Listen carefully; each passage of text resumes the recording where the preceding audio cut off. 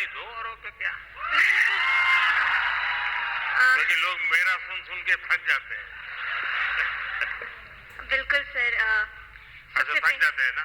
नहीं नहीं नहीं नहीं नहीं नहीं नहीं मतलब बिल्कुल मैं आपको सुनाती हूँ। और सबसे पहले सभी लोगों को महाशिवरात्रि की ढेर सारी शुभकामनाएं। तो शिव जी का ही भजन कर लो आज। जी जी जरूर।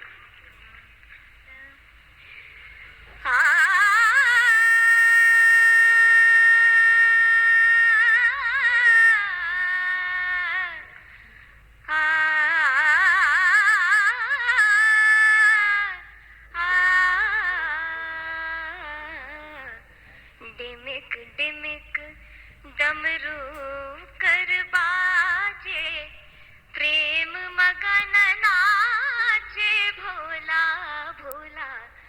डिमिक डिमिक डमरू कर बाजे, प्रेम मगन नाचे भोला। सिंही नाद बजावत गावत, सिंही नाद बजावत गावत, लटक रही बगली झोला भोला। डिमिक डिमिक डमरू कर बाजे, प्रेम